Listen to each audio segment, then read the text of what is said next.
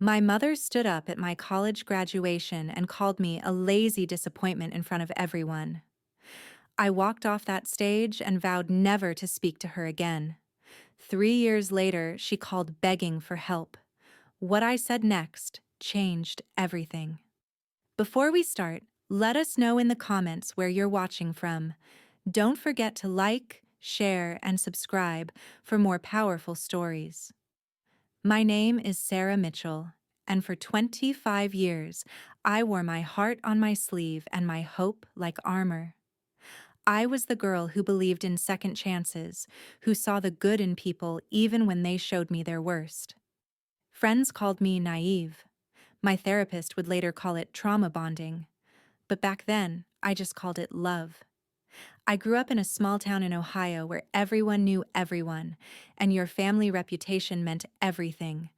My father left when I was 8, just walked out one Tuesday morning and never came back. After that, it was just Mom, my younger brother Marcus, and me. I became the caretaker, the responsible one, the one who made sure Marcus got to school on time, who learned to cook dinner at 9 years old, who held Mom while she cried and promised her we'd be okay. And we were okay. More than okay, actually. I made sure of it. By the time I graduated high school, I had a 3.8 GPA, 2 part-time jobs, and a full scholarship to Ohio State. I was going to be the first person in my family to get a college degree. Mom smiled at my graduation then. I remember because it was rare. She said, "Make us proud, Sarah." And God, I wanted to. I wanted it so badly it hurt. But college wasn't like high school. The scholarship covered tuition, but not books. Not rent. Not food. Not the 1,000 tiny expenses that add up when you're 18 and alone in Columbus with $37 in your checking account. I called home, asking for help. Mom's response was ice cold. "You wanted to go to that fancy school. Figure it out." So I did. I got a job waiting tables at a diner near campus. The kind of place that smells like burnt coffee and broken dreams, where truckers leave $2 tips on $15 checks. I worked the night shift, 10 p.m. to 6 a.m., then stumbled to my 8 a.m. biology class with energy drinks in my veins and textbooks I'd photocopied at the library because I couldn't afford to buy them. I added a second job my sophomore year, tutoring high school kids in math and English, $15 an hour, cash under the table. I'd tutor from 3 to 7 p.m., grab a protein bar for dinner, then head to the diner. Sleep became a luxury. Showers were quick. My apartment was a fourth-floor walk-up with a leaking ceiling and a radiator that clanged like a ghost was trapped inside. But it was mine. I paid for it. Every dent, every stain, every cockroach. I earned it honestly. My degree took 7 years because I could only afford 2 or 3 classes per semester. Sometimes just one. When tips were bad, or the car broke down, or Marcus needed help with something. I watched my classmates graduate in 4 years, watched them walk across stages in caps and gowns while I was still grinding through sophomore-level courses at 23. It stung. Of course it stung, but I told myself it didn't matter how long it took. I was going to finish. I was going to make my family proud. Every Sunday, I called home. Every Mother's Day, I sent flowers. Cheap grocery store bouquets, but sent with love. Every Christmas, I drove 6 hours through Ohio snowstorms to spend 3 days on Mom's couch, listening to her talk about Marcus's finance job, Marcus's new car, Marcus's perfect life. I love my brother. Truly. He was a good kid. Smart. Ambitious. Everything I hoped he'd be. I was proud of him. I just wished, sometimes in the quiet of my roach-infested apartment at 3 a.m., that Mom would be proud of me too. That she'd see my 2 jobs and my 7-year struggle and say, "Sarah, you're incredible." She never did. But I kept hoping, kept trying, kept believing that if I just worked hard enough, sacrificed enough, proved myself enough, she'd finally see me. Really see me. I was 25 years old, 3 months from graduation, and I still believed my mother loved me. That belief almost destroyed me. Before everything shattered, there was a rhythm to my life. Exhausting, yes. Lonely, sometimes. But it was mine, and there was comfort in the predictability. I'd wake up at noon after my night shift at the diner, my body aching in places I didn't know could ache. The apartment would be dim, sunlight filtering through the broken blinds I kept meaning to replace. I'd make instant coffee, the cheap kind that tastes like burnt rubber but has enough caffeine to resurrect the dead, and sit at my thrift store table reviewing flashcards for whatever exam was coming. My senior year had finally arrived. 7 years of clawing my way through prerequisites, general education requirements, and major courses. 7 years of watching other students complain about their meal plans while I rationed ramen packets to make it to payday. But I was almost done. Spring semester, 12 credits left, graduation in May. I'd circled the date on my calendar in red marker, May 15th. Wrote it again on a sticky note on my bathroom mirror. I looked at it every morning and thought, "You're almost there. Just hold on a little longer." My relationship with Mom during this time was what I'd learned to call manageable. We had our routine. Sunday afternoon calls, usually around 3 p.m. after she got home from church. I'd dial her number, stomach already tight with anticipation, and wait for her to answer. "Hi, sweetheart," she'd say, and for the first 30 seconds, everything would feel normal. She'd ask about school. I'd tell her about my classes, organizational behavior, business ethics, strategic management. She'd say, "That's nice, honey," in a voice that meant she was already thinking about something else. Then she'd pivot. It always happened the same way. A pause, a shift in tone, and then, "Oh, did I tell you about Marcus? He got another promotion. Assistant director now. Can you believe it? 26 years old and already making 6 figures." I'd stir my ramen, watching the noodles swirl, and say, "That's great, Mom. I'm really proud of him." And I was. Marcus was doing exactly what he was supposed to do. Business degree in 4 years, entry-level job at a financial firm in Cleveland, climbing the ladder fast. He was smart, charismatic, everything our small town expected a success story to look like. He sent Mom money sometimes, took her to nice dinners, posted photos on Facebook of them at fancy restaurants, her smiling wider than I'd ever seen. I didn't resent him for it. Not really.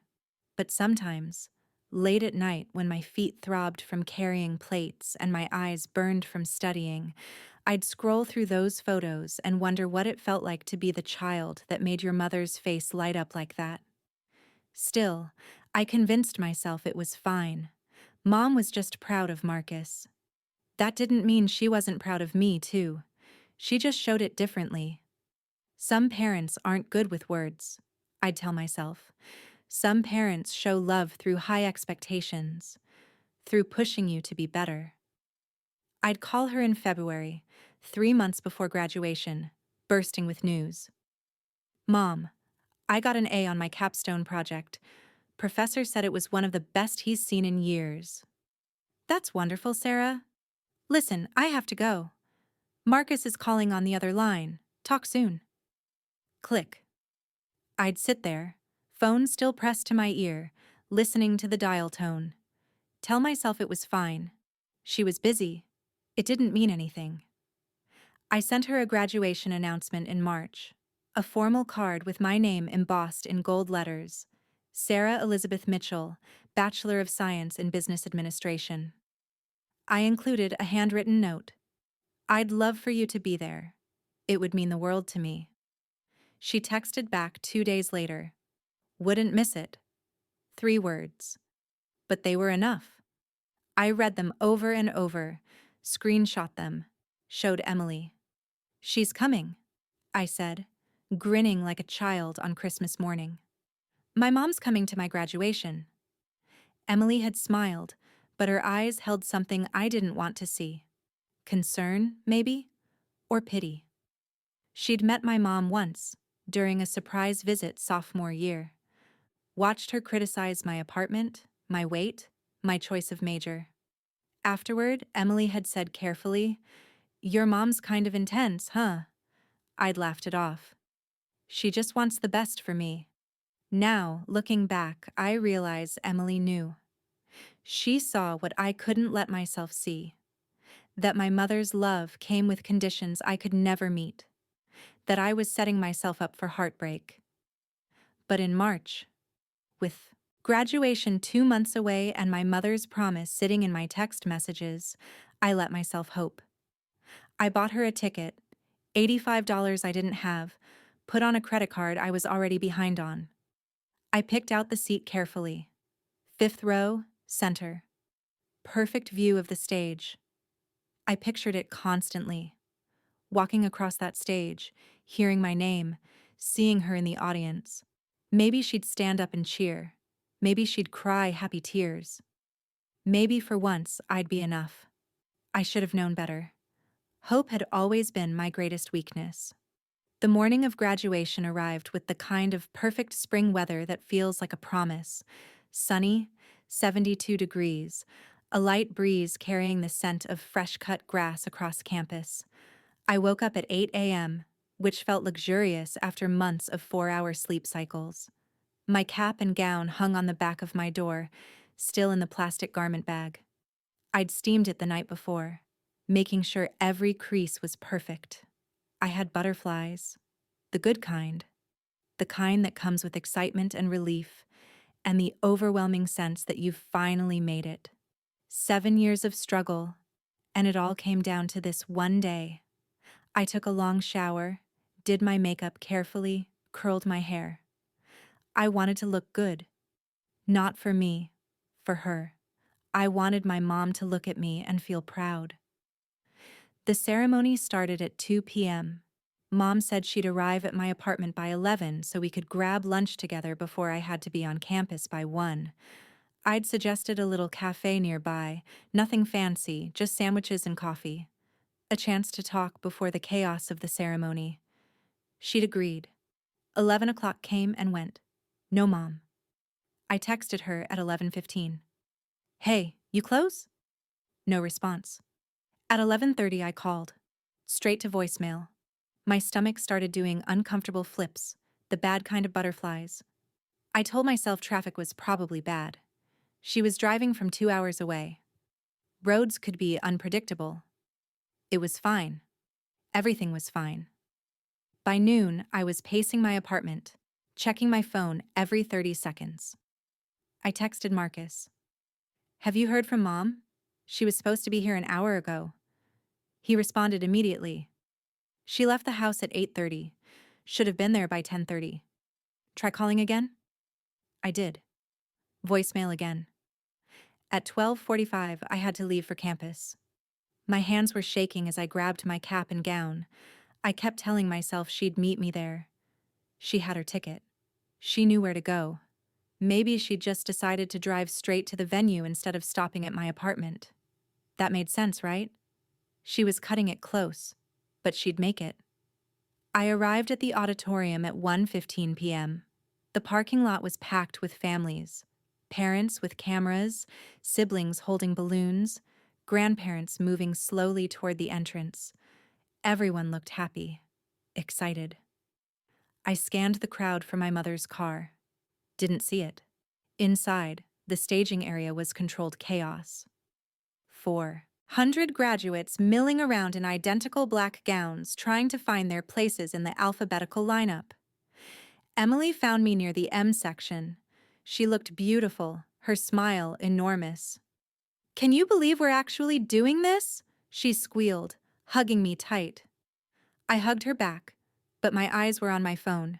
1:27 p.m. Still nothing from Mom. "You okay?"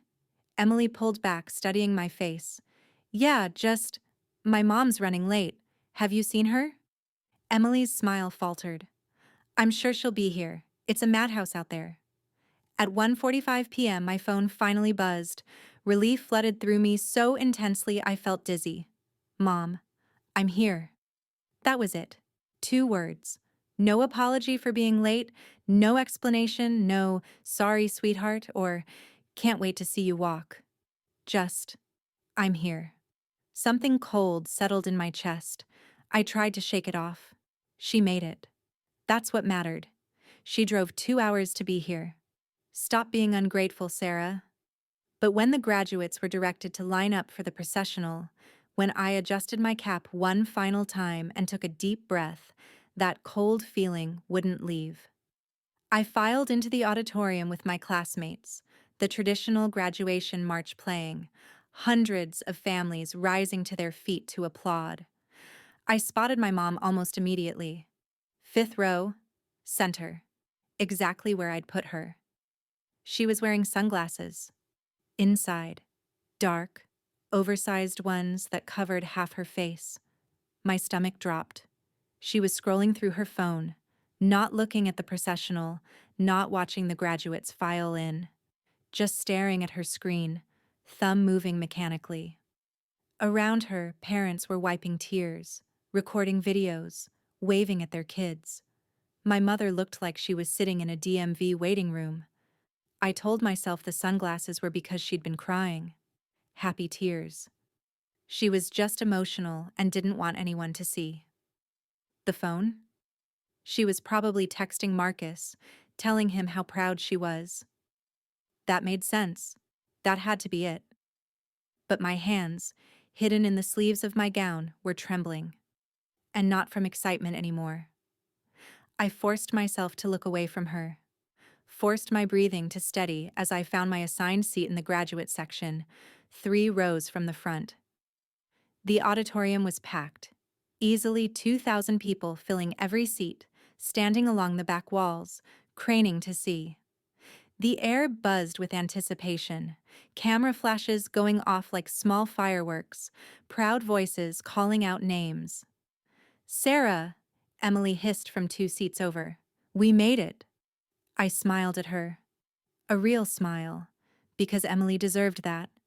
She'd been my rock through late-night study sessions, through breakdowns over statistics homework, through every moment I'd wanted to quit. She was graduating with honors, had a job lined up already, and her entire family had flown in from Oregon to watch. I'd met them during the pre-ceremony photos. Her mom, dad, 2 sisters, and her grandmother, who must have been 80 but had traveled across the country just to see Emily walk across that stage. That's what families did, I thought. They showed up. They made sacrifices. My mom was here. She'd driven 2 hours. So what if she was on her phone? So what if she seemed distracted? People dealt with emotions differently. Maybe she was overwhelmed. Maybe crowds made her anxious and the phone was her coping mechanism. I was making excuses. I knew I was making excuses. But the alternative, accepting that something was wrong, that my mother didn't want to be here, was too painful to consider. Not today. Not after 7 years of building toward this moment. The dean of the College of Business approached the podium, and the crowd settled into expectant silence. She began her speech about perseverance, about the journey of education, about how we were the future leaders of tomorrow. Standard graduation fare, but I hung on every word, grateful for the distraction. I snuck another glance at my mom. She'd put the phone away at least. Her hands were folded in her lap, posture rigid. The sunglasses were still on. I couldn't see her eyes, couldn't read her expression. The woman next to her, someone's cheerful aunt judging by the enormous "Congratulations, Tommy" poster she was holding, tried to make small talk. I saw my mom's head turn slightly, saw her lips move in what must have been a polite but brief response. Then she faced forward again. "She's just nervous," I told myself. "She's not good in social situations. Never has been." Remember that time at Marcus's high school graduation when she barely talked to anyone? This is just how she is. But Marcus's graduation had been different. I'd been there. I'd seen her face when they called his name, the way it lit up, the way she'd stood and applauded without hesitation, the way she'd cried actual tears during the reception afterward. She'd posted 17 photos on Facebook that day. I'd counted. Stop it, Sarah. Stop comparing. This isn't a competition. She's here. That's enough. That has to be enough. The speeches continued. A valedictorian I didn't know talked about embracing change. A distinguished alumnus discussed seizing opportunities. The minutes crawled by, each one tightening the knot in my stomach. I tried to focus on the excitement I should be feeling. This was my day. My achievement. I'd worked 2 jobs for 7 years. I'd sacrificed sleep, health, any semblance of a social life. I'd earned this degree with blood and sweat, and more tears than I wanted to admit. My mother's opinion didn't define my worth. I knew that intellectually. My therapist had said it a dozen times. You can't control how she responds, Sarah. You can only control how you react. But knowing something and feeling it are different things. And what I felt? Sitting in that auditorium in my polyester gown with my future suddenly tangible was a desperate, childlike need for her approval. Just once. Just today. The dean finished her speech. The provost stepped up to begin reading names. My section was coming up. The M's would be called soon. My heart started hammering against my ribs. I looked at my mom one more time. She was checking her phone again. It's fine, I told myself firmly. She's excited. She's texting people, telling them her daughter's about to graduate.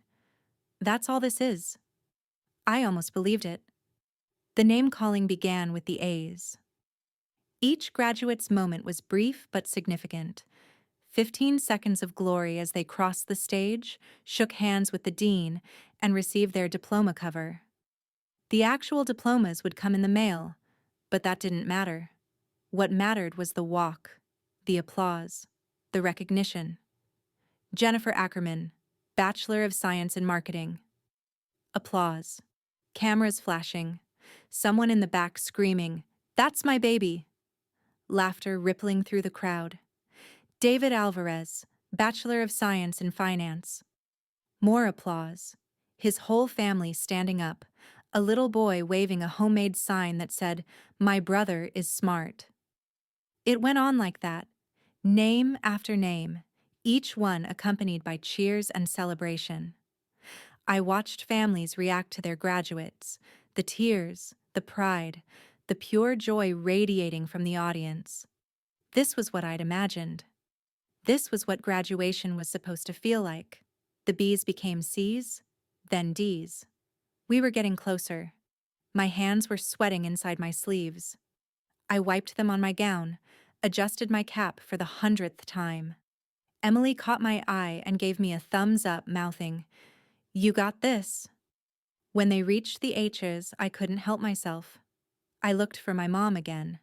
She was yawning. Not a small, stifled yawn. A huge, jaw-cracking, head-tilted back yawn that she didn't even bother to cover with her hand. Then she settled back in her seat, pulled out her phone again, and started typing. My stomach clenched. Around her, people were on their feet, applauding. A girl named Hannah Irwin had just walked across the stage, and her family was going wild, her dad whistling, her mom sobbing happy tears, siblings jumping up and down. The energy in the room was electric, and my mother was bored. No, I was reading too much into it. She'd driven a long way. She was probably tired. Yawning didn't mean anything. People yawn when they're emotional too, right? Maybe she was so proud she couldn't contain herself, and the yawn was just nervous energy or... Emily Jennings, Bachelor of Science in Business Administration, summa cum laude. Emily practically floated across that stage. Her family erupted. Her mom was full-on weeping, and her grandmother was standing with her hands clasped like she was witnessing a miracle. Even from my seat, I could see Emily's smile, radiant and genuine and full of everything this moment was supposed to be. I clapped, until my palms stung, genuinely happy for my friend. She deserved every bit of that joy. The K's came and went. Then the L's. My section was next. I stood with the other M's, smoothing my gown, my heart pounding so hard I could hear it in my ears. This was it. 7 years of work, thousands of hours, countless sacrifices, all leading to this one moment. Brandon Martinez, Bachelor of Science in Accounting. Then, Sarah Elizabeth Mitchell, Bachelor of Science in Business Administration. That was me, my name, echoing through the auditorium speakers. I walked toward the stage stairs, legs somehow steady despite the adrenaline coursing through me. The lights were bright, almost blinding. I could hear applause. Polite, general audience applause. I climbed the stairs, each step feeling surreal. The dean was there with his hand extended, smiling that professional smile administrators perfect over the years. I shook his hand, accepted the diploma cover, turned to face the audience for the photograph, and I looked at my mother. She was yawning again. And this time, she wasn't even trying to hide it. Not clapping, not standing, not smiling behind those ridiculous sunglasses, just sitting there, hand partially covering her mouth, yawning like she was watching paint dry. Around her, people were applauding, not for me specifically, just the general courtesy applause each graduate received. But my mother couldn't even pretend to participate. Her hands remained in her lap. The photographer snapped my picture. I must have smiled, muscle memory, years of forcing smiles when I didn't feel them. But inside, something cracked. Something small but essential. Still, I held it together. Walked across the rest of the stage, descended the far stairs, returned to my seat, sat down carefully, diploma cover clutched in my hands. Emily leaned over. "You did it," she whispered excitedly. I nodded, not trusting my voice. Maybe she'd just missed it. Maybe she'd looked down at exactly the wrong moment. Maybe when I looked back she'd be smiling, mouthing, "I'm proud of you," across the rows of seats. I didn't look back. I couldn't, because part of me already knew what I'd see. And then, behind me, I heard a chair scrape, someone standing up. My heart leapt. Maybe it was her, standing belatedly, realizing she'd missed the moment and trying to recover it. I turned around. My mother was standing, finally standing, and she was looking directly at me. Relief started to flood through me. She was going to clap. She was going to... Her mouth opened. "Finally! Only took you 7 years, you lazy disappointment." Her voice cut through the auditorium like a gunshot. Every single word crisp and clear, amplified by the acoustics designed to carry sound to every corner of the room. 2,000 people fell silent. The provost, halfway through reading the next name, Michael Morrison, stopped mid-syllable. Michael, frozen on the stage stairs, turned to look. Everyone turned to look. At me. Time fractured into horrible crystalline moments. I saw it all happening but couldn't process it. Couldn't make my brain accept what was occurring. The dean, still on stage, his handshake suspended midair with Michael, his face a mask of shock. Emily beside me, her hand flying to her mouth. The mother next to mine, recoiling like she'd been slapped, and my mother, standing there in her designer sunglasses and her carefully chosen outfit, arms crossed over her chest, chin raised. Satisfied. She looked satisfied. 7 years for a bachelor's degree. Her voice rang out again. She wasn't yelling now, but she didn't need to. The silence was so absolute that her normal speaking voice carried everywhere. "Your brother did it in 4 and got a real job, but you're still playing victim, still making excuses." My diploma cover slipped from my hands, hit the floor with a soft thud that sounded like thunder in the quiet. I couldn't breathe. My chest was tight, locked, like someone had wrapped chains around my ribs and pulled them taut. The auditorium lights suddenly felt too bright, pressing down on me, exposing me. 2,000 pairs of eyes. I felt every single one. Some were wide with shock, some pitying. Oh God, the pity was worse than anything. Some were uncomfortable, people looking away quickly because witnessing someone else's humiliation felt like a violation. And some, a handful scattered throughout the crowd, looked almost entertained. Drama, spectacle, something to whisper about later. Miss Mitchell? The dean's voice, soft and close. He'd crossed the stage, was standing next to me now. Are you okay? Do you need... I couldn't hear him. Couldn't hear anything except the roaring in my ears and my mother's words replaying on an endless loop. Lazy disappointment. Lazy disappointment. Lazy disappointment. 7 years of 2 jobs. 7 years of 4-hour nights and ramen dinners and choosing between textbooks and electricity bills. 7 years of every single sacrifice I'd made reduced to laziness, reduced to disappointment. By my own mother, in front of everyone. I turned to look at her again. Maybe hoping I'd misunderstood. Maybe hoping I'd see remorse on her face, shock at her own words. Some indication that this was an accident, a moment of insanity, something she'd take back. She was sitting down now, arms still crossed, sunglasses still on. And on her face, what I could see of it, was nothing. No regret. No horror at what she'd just done. Just a blank, cold satisfaction, like she'd been waiting years to say those words and was relieved to finally have them out. That's when I understood. This wasn't a snap decision. This wasn't a momentary lapse. She'd planned this.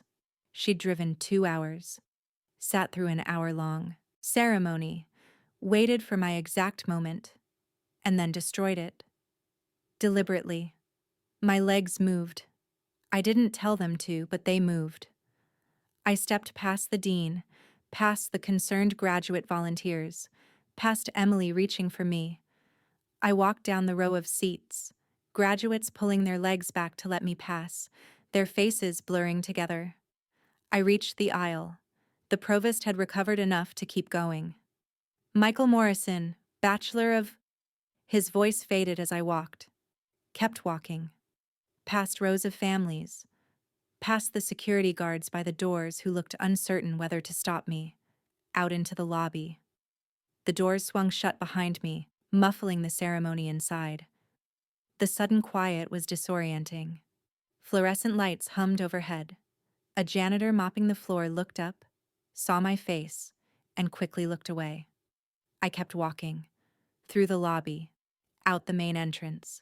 Into the bright May sunshine that now felt obscene, too cheerful, wrong.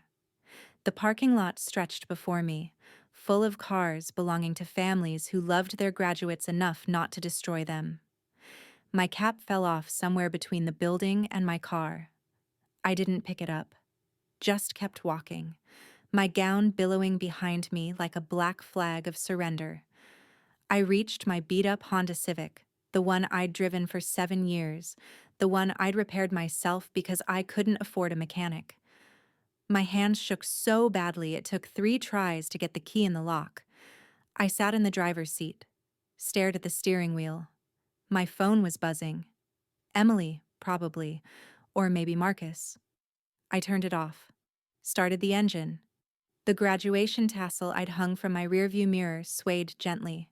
I ripped it down, threw it in the back seat. Then I drove. Away from the auditorium, away from campus, away from the ceremony that was probably continuing without me, Michael Morrison and everyone after him getting their unspoiled moments. I drove back to my apartment, parked, climbed the 4 flights of stairs, unlocked my door, stepped inside, closed it behind me.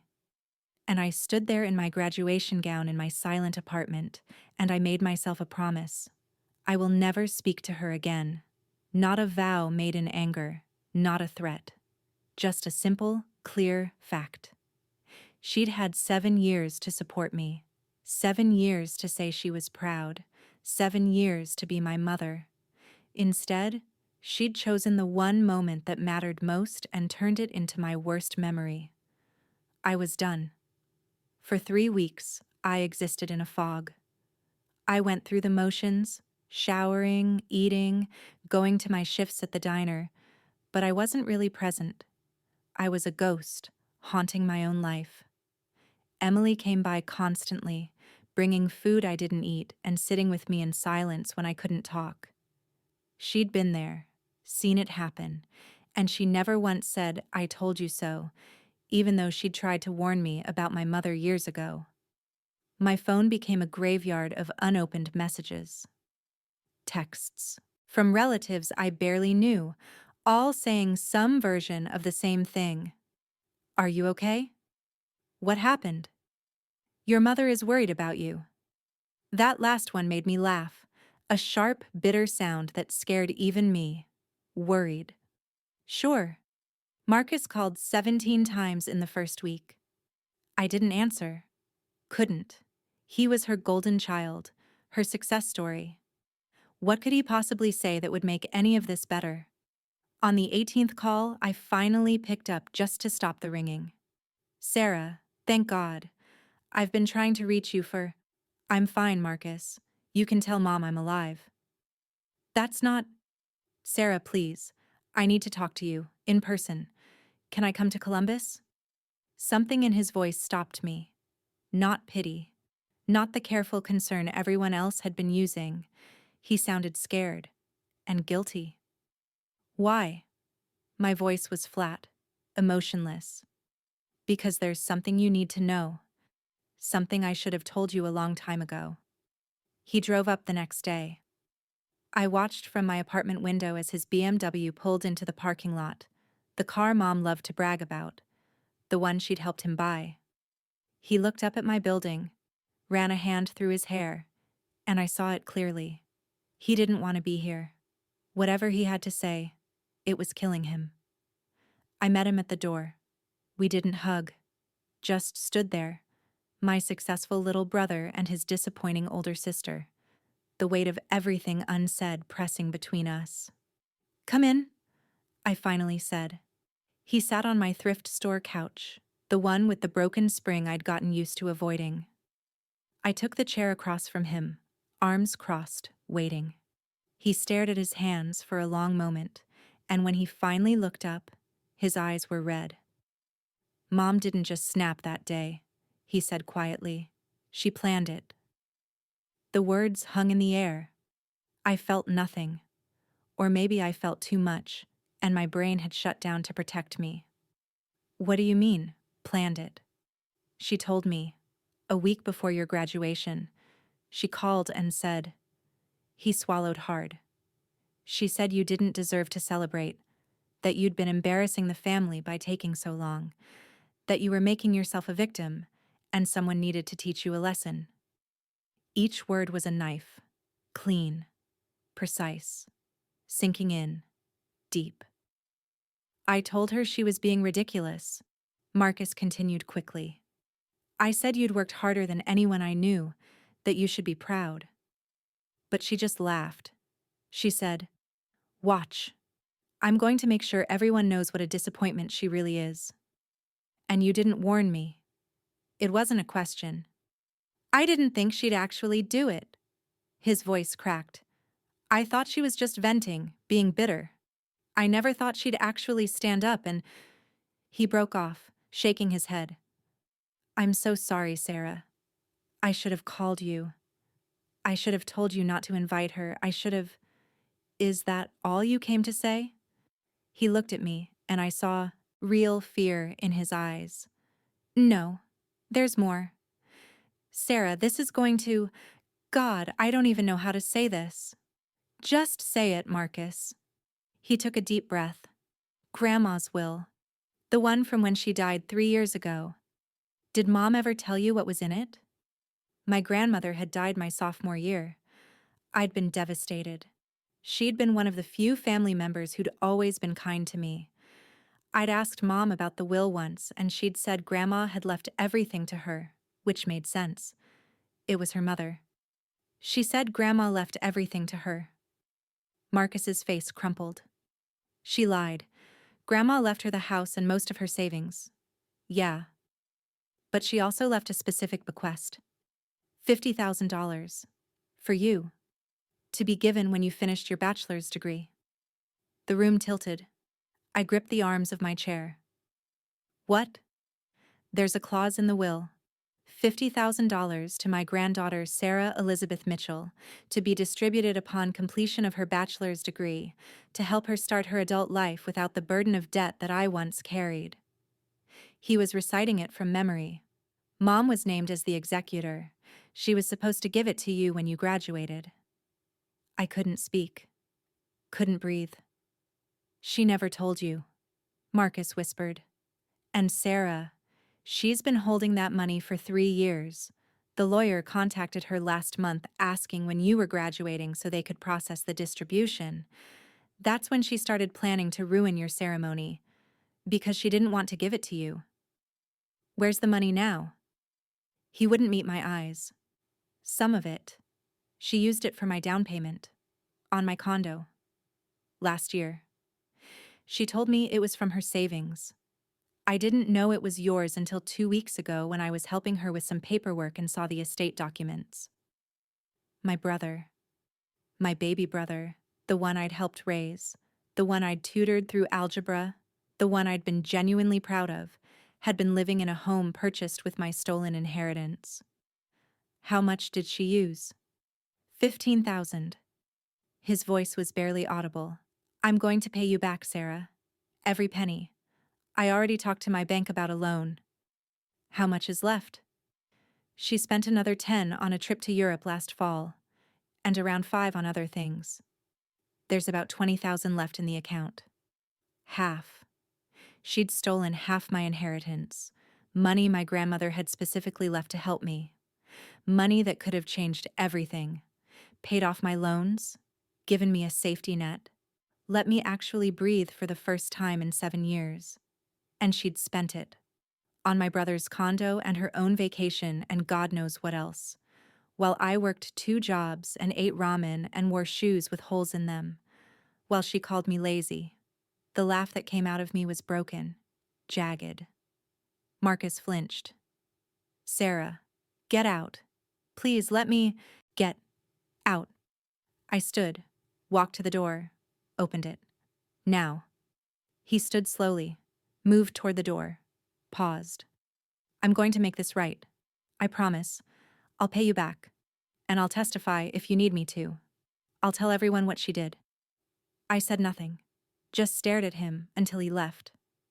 When the door closed, I locked it, walked to my bathroom, looked at myself in the mirror, at the woman who'd believed her mother loved her, who'd worked herself to exhaustion for a scrap of approval, who'd been too naive to see she was never meant to win.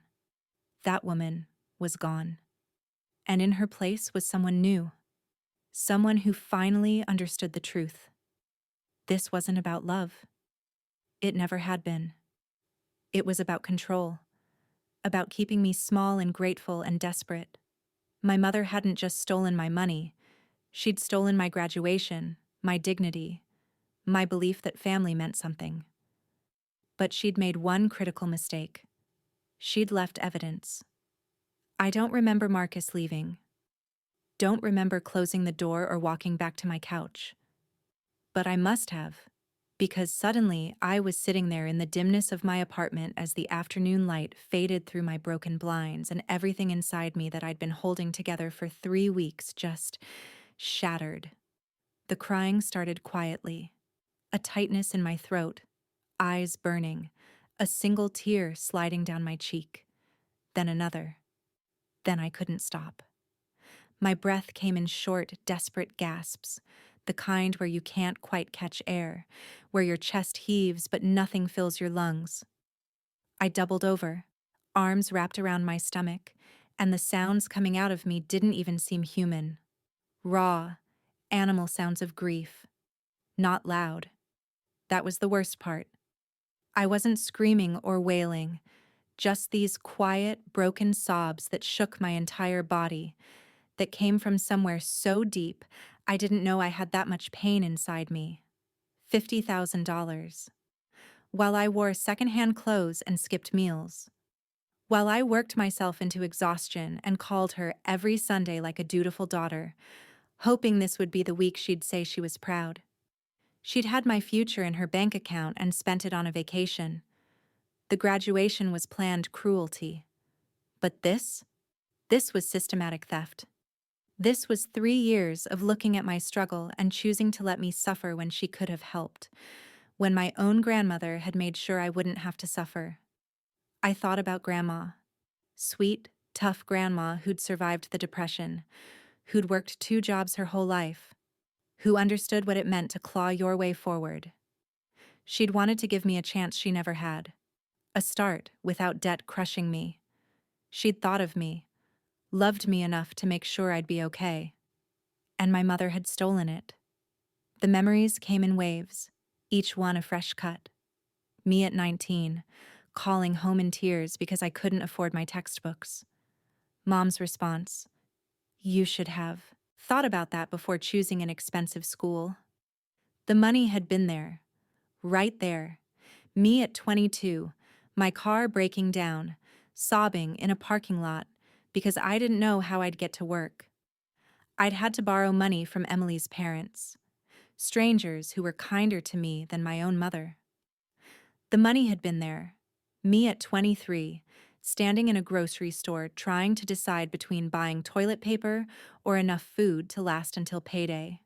Choosing toilet paper. Going hungry. While my mother sat on $50,000 that was legally, morally, rightfully mine. Every Sunday phone call where she bragged about Marcus. Every time she'd made me feel small. Every criticism. Every dismissal. Every moment she'd made me question my worth. She'd done it while actively stealing from me. I pulled out my phone with shaking hands and scrolled through old text messages. Found one from 2 years ago. Me. "Mom, I'm really struggling this month. My hours got cut at the diner. Is there any way you could loan me $200 for rent? I'll pay you back." Her response, "Sarah, you're 23 years old. Time to learn to manage money like an adult. I can't keep bailing you out." I'd had $50 in my account. I'd gone to a payday loan place and paid it back with 400% interest over 6 months. The phone slipped from my hands. I slid off the couch onto the floor, back against the sofa, knees pulled to my chest. The apartment was dark now. I didn't turn on the lights. Just sat there in the shadows, crying until I had nothing left. At some point, midnight, maybe later, the tears stopped. Not because I felt better, just because my body physically couldn't produce anymore. I was hollow, scraped clean, empty. But in that emptiness, something new began to form. Not sadness anymore. Something colder, harder. Something that felt like clarity. I'd spent 25 years trying to earn my mother's love. 25 years believing that if I just worked hard enough, sacrificed enough, proved myself enough, she'd finally see me. Finally love me the way mothers were supposed to love their daughters. But you can't earn something that was never going to be given. She didn't want me to succeed. She wanted me to fail. Needed me to fail. Because my failure made her feel powerful. Made Marcus look better. Made her the center of attention. The long-suffering mother with the disappointing daughter. And when I'd refused to fail, when I'd clawed my way to graduation despite everything, she'd punished me for it. I stood up slowly. My legs were stiff, my eyes swollen. I walked to the bathroom, turned on the light, and looked at myself in the mirror. The woman staring back looked destroyed. But behind the red eyes and tear-stained cheeks, I saw something else. Something my mother hadn't counted on. I was still standing. She'd tried to break me, publicly, privately, financially. She'd stolen my money, my dignity, My moment of triumph. And I was still here. I turned on the faucet, splashed cold water on my face, gripped the edge of the sink, and met my own eyes in the mirror. "No more," I whispered. My voice was hoarse from crying, but it was steady. I was done being the victim. Done hoping she'd change. Done sacrificing myself for scraps of affection that would never come. If she wanted a war, she'd get one. But this time, I'd be fighting back. The next morning, I woke up with a purpose I hadn't felt in years.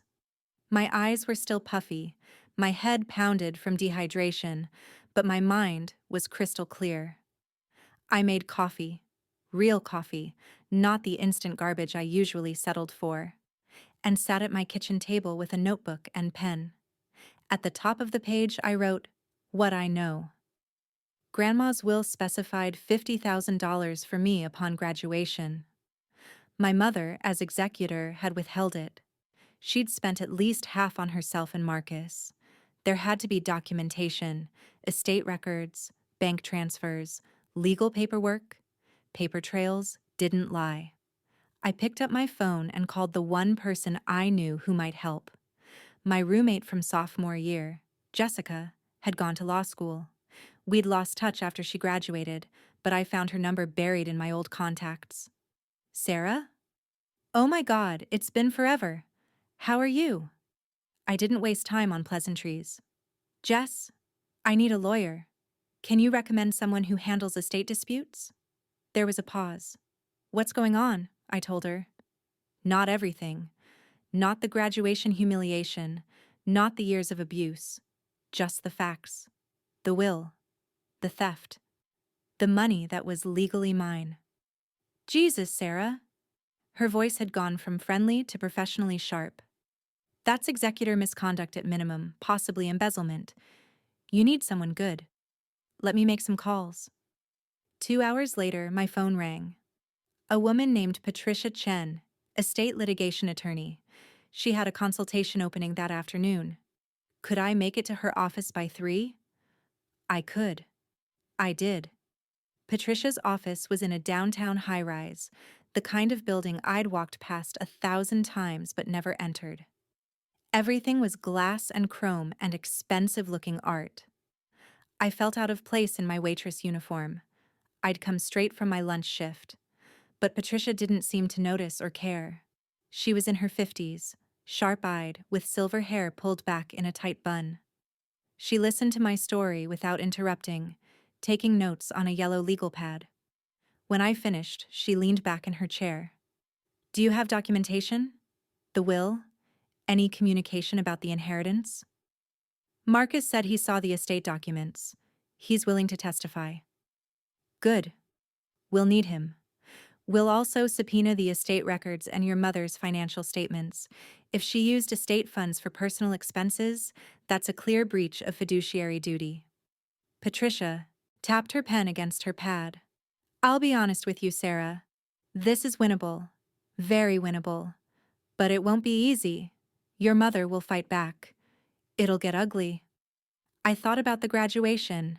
About 25 years of criticism and cruelty. About $50,000 spent while I starved. "It's already ugly," I said. Patricia smiled. Not warm, but approving. "Then let's make it official. My retainer is $5,000. Can you manage that?" $5,000 I didn't have. But Emily's parents had offered to help with anything I needed. And this? This was worth borrowing for. "I can manage it." "Then we have a case."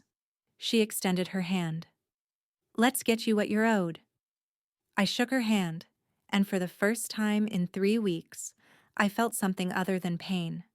I felt powerful. That evening, I sat in my apartment and made a list. Not of what I'd lost, but what I was going to do. Patricia had given me homework. Gather every piece of communication with my mother. Every text, every email, every voicemail. Document everything. I started with my phone, scrolling back through years of messages. Each one was a small cruelty I'd normalized. "You're being dramatic." Why can't you be more like your brother? I'm disappointed in you again. I screenshot them all, created a folder, labeled it evidence. Then I went through my emails, found the graduation announcement I'd sent her. Her 3-word response: wouldn't miss it. The irony was almost funny now. She hadn't missed it. She'd just shown up to destroy it. I called Marcus. He answered on the first ring. Sarah, I hired a lawyer. She needs the estate documents you mentioned. Can you get them? Yes, absolutely. When do you need them? As soon as possible. And Marcus, I need you to testify. About what Mom told you before graduation, about the money, all of it. Silence. Then, I'll do it. Whatever you need. I meant what I said. I'm going to make this right. Good. I'll have Patricia contact you. I hung up before he could say anything else. I wasn't ready to forgive him yet. Maybe I never would be, but I could use him. I spent the rest of the night documenting, building my case piece by piece, every sacrifice I'd made, every lie she'd told, every dollar she'd stolen. By midnight, I had a timeline spanning 3 years, irrefutable, damning. I saved the file, backed it up in 3 different places, and finally let myself sleep. For the first time in weeks, I didn't cry myself to sleep. I didn't dream about the auditorium or her voice, or the eyes watching me fall apart. I dreamed about the courtroom, about her face when the truth came out, about justice. And I smiled. The next 3 years became a study in patience. Patricia warned me from the beginning. Estate litigation moves slowly. Courts are backlogged. Depositions take months to schedule. Evidence gathering is meticulous, exhausting work. But I didn't mind. Slow meant thorough. Slow meant airtight. I threw myself into building the case the way I'd once thrown myself into my degree. Every spare moment went to documentation. I requested my grandmother's complete will from the probate court, a public record my mother couldn't hide, $50,000 clear as day, designated for me upon completion of her bachelor's degree. The language was explicit, unambiguous. Patricia subpoenaed my mother's bank records. It took 4 months and 2 court orders, but we got them. The paper trail was devastating. A withdrawal of $15,000, dated 2 weeks before Marcus closed on his condo. Another $10,000 withdrawn last September. I cross-referenced it with her Facebook photos. She'd posted 23 pictures from her dream trip to Paris and Rome, cafes, museums, wine tastings, all funded by my inheritance. Smaller withdrawals, too. Designer handbags, spa days, a new laptop. Death by 1,000 cuts, each one a choice to spend my future on her comfort. Marcus provided the estate documents, including email exchanges between my mother and the probate attorney. When should we schedule distribution of Sarah's bequest? The attorney had asked. My mother's response, dated 3 months before my graduation. Let's hold off. I'm not convinced she's going to finish. You know how she is? Patricia circled that line in red. Exhibit A, she said with satisfaction. Premeditation. I continued working at the diner, saving every penny I could. Started seeing a therapist, Dr. Morrison, who helped me understand that what I'd experienced wasn't just meanness, it was narcissistic abuse. There was a term for what my mother had done: financial exploitation, emotional manipulation, scapegoating. Learning the vocabulary gave me power, made it real, validated. I didn't contact my mother, let her think she'd won, that I'd crawled away defeated. She tried reaching out a few times in the first year. Texts that started conciliatory, "We should talk," then turned accusatory when I didn't respond. "You're being childish." I saved every message, never replied. Emily asked once if I was okay with how long everything was taking. I'm not in a hurry, I told her. I'm in it to win. And I was winning. Slowly, meticulously, one piece of evidence at a time, building something my mother couldn't talk her way out of, couldn't manipulate, couldn't deny. The law didn't care about her excuses. It only cared about facts. And the facts were on my side. 3 years and 2 months after my graduation, Patricia called with the news I'd been waiting for. We have a court date, June 18th. Judge Helena Morrison presiding. My hand started shaking. That's in 3 weeks. Yes. Discovery is complete. All depositions are done. We've submitted our evidence. Sarah, I want you to be prepared. Your mother's attorney is going to try to settle. They know we have her dead to rights. Expect a call? She was right. 2 days later, my phone rang. Unknown number. I almost didn't answer, but something made me pick up. Sarah, honey, it's Mom. The sound of her voice after 3 years of silence made my stomach clench. But my voice stayed steady. What do you want? We need to talk about this lawsuit nonsense. You're being ridiculous. We're family. We should handle this privately. You stole from me. I didn't steal anything. That money was in the family, and I used it for family expenses. Marcus needed help, and your trip to Paris? Was that a family expense? Silence. I could hear her breathing, the gears turning as she recalibrated. Look, I'll give you the remaining money, 20,000. We can settle this right now and avoid court. Think about how embarrassing this will be for everyone. You mean embarrassing for you? Don't be cruel, Sarah. I'm trying to do the right thing here. The audacity was almost impressive.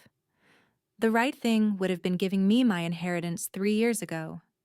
The right thing would have been not humiliating me at my graduation. The right thing would have been being my mother. I am your mother? After everything I've done for you? See you in court, Mom. I hung up. My hands were still shaking, but from adrenaline now, not fear. She called back 4 times.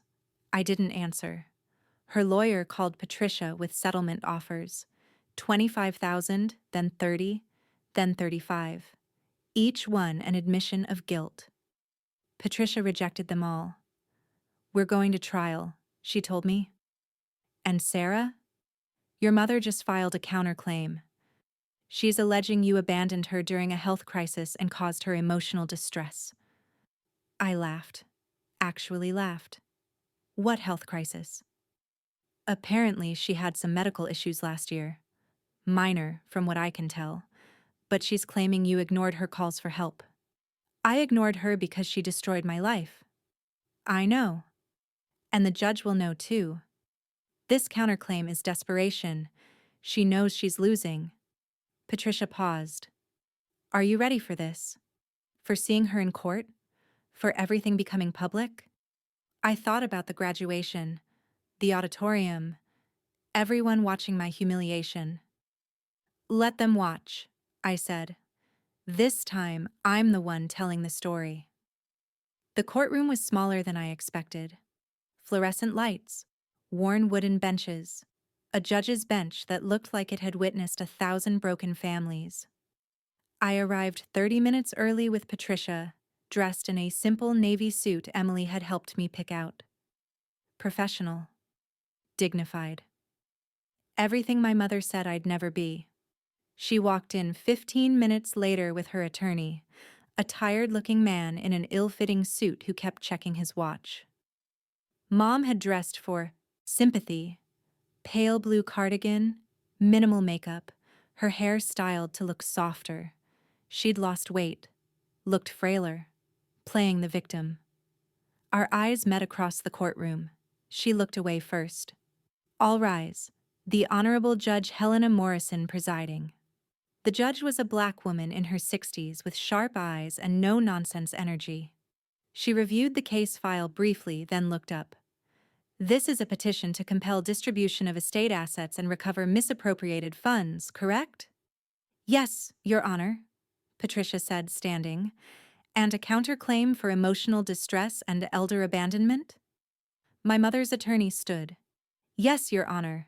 My client has suffered tremendously from her daughter's cruel rejection during a health crisis. Judge Morrison's eyebrow raised slightly. We'll address that. Ms. Chen, present your case. Patricia was brilliant. She walked the judge through everything methodically. Grandma's will, the explicit $50,000 bequest, the probate attorney's emails asking about distribution, my mother's stalling. Then the bank records. Each withdrawal displayed on a screen for the courtroom to see.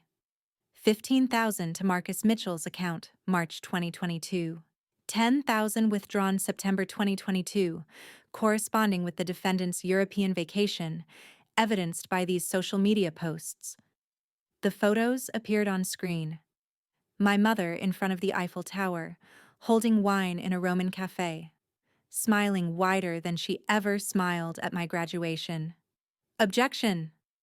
Her attorney stood. My client's personal life. Overruled. These withdrawals are directly relevant. Continue, Ms. Chen. Then came Marcus's testimony. He'd been deposed months ago, but hearing it read aloud was different. My mother told me Sarah didn't deserve to celebrate, that she'd been embarrassing the family. She planned to humiliate her at graduation to teach her a lesson. Judge Morrison's expression hardened. She admitted this to you? Yes, Your Honor, a week before the ceremony. My mother's face had gone pale. Her attorney was frantically taking notes, clearly not expecting this. But Patricia wasn't done. Your Honor, we also discovered something during our investigation. The defendant didn't just misappropriate estate funds. She filed false tax documents claiming those withdrawals as estate administration expenses. We've submitted copies to the IRS. The courtroom went silent. Even I hadn't known about this. Tax fraud. That was federal. My mother's attorney stood quickly. Your Honor, we'd like to request a recess to discuss. Denied. Sit down. He sat. Judge Morrison looked at my mother. Ms. Mitchell, do you have anything to say? My mother stood shakily. And then, she did something I never expected. She started crying. Not real tears. I knew her fake tears from childhood, but convincing enough. Your Honor, I was trying to protect the family assets. Sarah was taking so long with school, I thought. You thought you'd spend your daughter's inheritance on vacations? The judge's voice was ice. I made mistakes. But I'm sick. I have cancer. Stage 3. And my daughter abandoned me when I needed her most. There it was. The sympathy play. Patricia stood. Your Honor, we have medical records. The defendant had a benign thyroid nodule removed last year. Outpatient procedure. No cancer. No chemotherapy. This is a fabrication. The medical records appeared on screen. Benign nodule. No malignancy detected. Prognosis excellent. My mother's face crumbled. Not with sadness, with rage, the mask slipping. She's still my daughter. Her voice rose. She owes me respect. After everything I sacrificed. What did you sacrifice? The words were out of my mouth before I could stop them. Judge Morrison looked at me. Ms. Mitchell, you'll have your turn. But my mother had turned to face me fully now, and all pretense was gone. I raised you, fed you, and this is how you repay me? By dragging me to court like a criminal? You stole from me. You humiliated me. You lied about having cancer. My voice was steady. You are a criminal. The judge's gavel came down hard. Order. Ms. Mitchell, the defendant, sit down. My mother sat, but her eyes never left mine, full of pure hatred. And I realized she'd never loved me. Not even a little. I'd spent 25 years chasing something that had never existed. That should have hurt. But instead, I felt free. Judge Morrison delivered her ruling without hesitation. I find the evidence overwhelming and frankly disturbing. Ms. Mitchell, the defendant, you were entrusted as executor of your mother's estate with explicit instructions to distribute $50,000 to your daughter upon her graduation. Instead, You misappropriated those funds for personal use, actively concealed the bequest from the beneficiary, and fabricated medical conditions to manipulate these proceedings. My mother's attorney tried to interject. The judge silenced him with a look. The defendant is hereby ordered to pay Sarah Elizabeth Mitchell the full sum of $50,000, plus 3 years of accrued interest at the statutory rate, totaling $62,000. Additionally, the defendant will pay all court costs and the plaintiff's attorney fees, estimated at $6,000. Total judgment, $68,000. My mother gasped. Her attorney slumped. Furthermore, Judge Morrison continued, her voice hardening, I'm ordering a full accounting of all estate assets and removing Ms. Mitchell as executor, effective immediately. The court will appoint an independent administrator to ensure proper distribution of any remaining estate assets. She paused, looking directly at my mother. And regarding your counterclaim of emotional distress, it's dismissed with prejudice. Fabricating a cancer diagnosis to gain sympathy is reprehensible. You're fortunate I'm not holding you in contempt. The gavel came down. This court is adjourned. I sat there, not quite processing it. $68,000. Public vindication. Everything documented. Official. Undeniable. Patricia squeezed my shoulder. We won. Across the courtroom, my mother was standing, clutching her purse, her face a mask of fury and humiliation. Her attorney was speaking quickly, probably about appeals, but she wasn't listening. She was staring at me. I stood, met her gaze, and I felt nothing. No anger, no sadness, no remaining shred of that desperate daughter who'd once needed her approval. Just emptiness where she used to live in my heart. She opened her mouth, maybe to say something cutting, maybe to try one last manipulation. But I turned away, walked out of the courtroom with Patricia, out into the bright June sunshine where Emily was waiting on the courthouse steps. Well? Emily asked, anxious. $68,000. Full judgment. Emily screamed and hugged me so hard we both nearly fell over. I knew it. I knew you'd win. The payment came in increments over the next 3 months. My mother had to sell her car, the luxury sedan she'd loved to show off. She downsized from her 3-bedroom house to a small apartment. Marcus covered some of it. Guilt money he insisted on paying despite me telling him he didn't have to. But she paid. Every penny. I used the money carefully. First, I obliterated my student loans, gone in a single payment that felt like removing chains. Then I built a real savings account, something I'd never had. Security. Breathing room.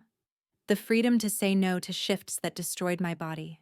To actually rest. I enrolled in a graduate program. MBA. Part-time. At a good school. This time, I could afford it. This time, I didn't have to choose between textbooks and groceries. I moved to a better apartment. Nothing fancy, but the hot water worked consistently, and there were no cockroaches. I bought real furniture, not thrift store cast-offs. Hung my diploma on the wall, properly framed. My mother tried to reach out one final time, 6 months after the judgment. A letter, handwritten, that arrived at my old address and was forwarded. Sarah, I'm in remission now. The cancer is gone. I hope you're happy. You got what you wanted. You destroyed your own mother for money. I hope it was worth it. You'll regret this someday when I'm gone, and you realize what you've lost. I read it once. Then I did something I'd never done before. I laughed. Actually laughed, loud and genuine, because the audacity was almost admirable. Remission from cancer she never had. Destroyed by consequences of her own actions. Regret for losing a relationship that was only ever abuse-wearing. A mother's mask. I didn't respond. Just filed the letter away with all the other evidence, a final piece of documentation proving she'd learned nothing. I didn't need closure from her. I'd found it in that courtroom, in Judge Morrison's ruling, in the simple truth that I'd stood up for myself and won. Marcus and I rebuilt something, not what we had before, but something more honest. He'd paid me back his portion without being asked, had testified when it mattered, had chosen truth over loyalty. We got coffee sometimes, talked carefully around the crater our mother had left in both our lives. "Do you hate me?" he asked once. "No," I said honestly. "You were her victim too, just differently." He nodded, relief evident. "She calls me sometimes, wants me to convince you to talk to her. And?" I tell her no, that she did this to herself. He looked at me. "I'm proud of you, Sarah, for fighting back. I should have done it sooner. You did it when it counted. That was enough. I'm 31 now. It's been 3 years since the courtroom, 6 years since that graduation. Sometimes I still think about that day. The auditorium, her voice cutting through the ceremony, 2,000 pairs of eyes on me as I fell apart. But the memory doesn't have power over me anymore. It's just a scar. Proof I survived something that should have broken me but didn't. My mother and I haven't spoken since the trial. She's never met the woman I've become, the one with the graduate degree, the good job, the apartment with functioning heat and no cockroaches. The one who doesn't flinch when someone raises their voice. The one who knows her worth isn't determined by anyone else's opinion. She doesn't get to know that woman. She lost that privilege. People ask me sometimes if I regret it, if family is worth fighting for, worth forgiving, worth keeping even when it hurts. And I tell them this: family isn't a magic word that erases abuse. Blood doesn't grant unlimited chances. Being someone's mother doesn't give you permission to destroy them and expect gratitude. Real family shows up. Real family celebrates your victories instead of sabotaging them. Real family doesn't steal your future and call it love. I found my real family. Emily, who sat with me through the darkest nights. Marcus, who chose honesty over comfort. Dr. Morrison, who taught me that healing isn't weakness. Patricia, who fought for me when I was learning to fight for myself. They're not bound to me by blood, but by something stronger. Choice. They chose to love me, support me, believe in me. That's what family should be. My grandmother understood that. She left me that money because she saw me, really saw me, and wanted to give me something my mother never could: a chance. Not just financial security, but the message that I mattered, that my struggles were worth acknowledging, that someone believed in me enough to invest in my future. I think about her often. Wish I could tell her I used her gift well, that I didn't just survive, I thrived, that her granddaughter became everything she hoped, despite everything working against her. Sometimes the strongest thing you can do is walk away. Cut the ties that strangle you. Refuse to keep sacrificing yourself on the altar of, but they're family. I walked away from my mother and found myself. Found peace. Found the truth that I'd been enough all along. She was just incapable of seeing it. And you know what? I don't need her to see it anymore. I see it. That's enough. My diploma hangs in my living room, next to my master's degree. Some mornings I look at them and remember that girl in the waitress uniform, studying flashcards at 3 a.m., believing she wasn't good enough. I wish I could go back and tell her, "You're going to make it. It's going to be brutal and unfair and lonely, but you're going to make it. And on the other side, you're going to be stronger than you ever imagined." The revenge I got wasn't just the money or the court victory. It was this: living well, being happy, building a life she can never touch or taint, proving that she was wrong about me, not to her, because her opinion doesn't matter anymore, but to myself. Sometimes blood isn't family. Sometimes the people who share your DNA are the ones holding you underwater while pretending to teach you to swim. And sometimes The most radical act of self-love is recognizing that and swimming away. I did, and I've never looked back. Sometimes, the family you're born into isn't the family you deserve. Blood doesn't excuse abuse, and forgiveness isn't owed to people who weaponize your love. Real strength isn't enduring toxicity, it's having the courage to walk away from it. You don't owe anyone access to your life, your energy, or your peace. Not even your parents, especially not when they've proven, again and again, that they'll use it to harm you. Loyalty should be earned, not demanded. And you're worth fighting for, even if that fight means standing alone. Because sometimes, standing alone is better than kneeling beside people who want you broken. What would you do if you were in her place? Tell us in the comments. And if this story resonated with you, please like, share, and subscribe. Your support helps us bring more powerful stories like Sarah's to light. Remember, you're not alone, and your story matters.